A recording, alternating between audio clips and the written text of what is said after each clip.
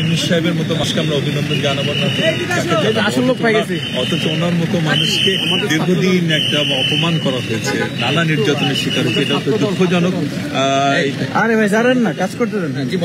দেখা যাক, ভালো মানুষের হাতেই দেশটি পড়েছে। উনি তাড়াতাড়ি দেশে অর্থনীতি যে স্থিত অবস্থা, সেই অবস্থায় আবার প্রাণ ফিরিয়ে আনবেন এবং আমাদের গণতন্ত্রহীন দেশকে খুব শীঘ্রই উনি গণতন্ত্র থেকে।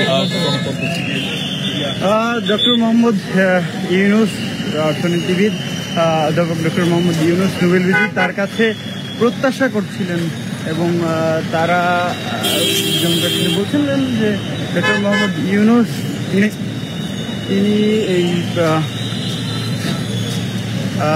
একটু বলতে চাই যে লড়াই সংগ্রাম, ছাত্রদের যে সংগ্রাম, সেই সংগ্রামের পরে যে বিজয়, এই বিজয়কে কেমন উপভোগ করছেন, কেমন লাগছে? খুবই ভালো লাগছে।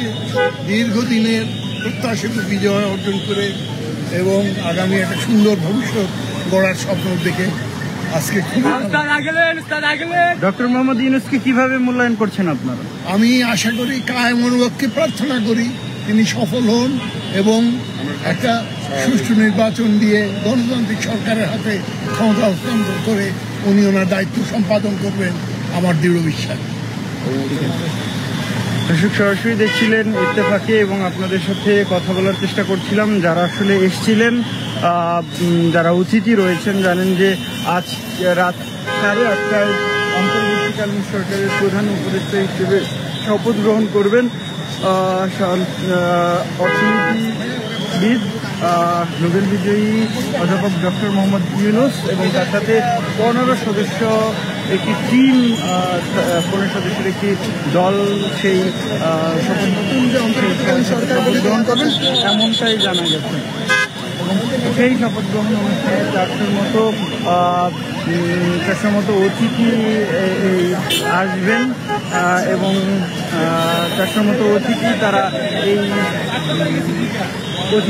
এই অনুষ্ঠানে থাকবেন এবং এই মুহূর্তে সেই অতিথিরাই কিন্তু ধীরে ধীরে আসছেন। আমরা বেশ কয়েকজন অতিথি দেখেছি, বিএনপির সিনিয়র যুগ্ম সচিব, যুগ্ম সম্পাদক শহীদুদ্দিন চৌধুরী ডায়ানি, তাকে দেখেছি এবং বিএনপির বেশ কয়েকজন তাকে দেখেছি এবং সেই সাথে আমরা